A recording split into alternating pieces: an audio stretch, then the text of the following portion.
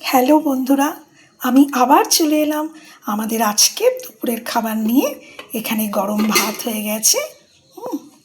এখানে হচ্ছে লাল লাল চিকেনের ঝোল, আদা রসুন পেঁয়াজ বেটে মশলা মিক্সিতে করে নিয়েছি আগেই, দিয়ে জিরে হলুদ নুন তারপরে সব গুঁড়ো মশলা, জিরে গুঁড়ো হলুদ গুঁড়ো তো কাশ্মীরি লঙ্কা গুঁড়ো দিয়ে, এমনি তো শুকনো লঙ্কা কেউ খায় না, ওই জন্য দিও না। আর ওটা একটু গরমের মধ্যে একটু আলাদা রকম হয়ে যায়। তো ধনে পাতা কাঁচা লঙ্কা চিড়ে পাতলা হালকা চিকেনের ঝোল হয়েছে, আলু দিয়ে এখনও হচ্ছে, নামাবো। আর আমের ঝোল করব।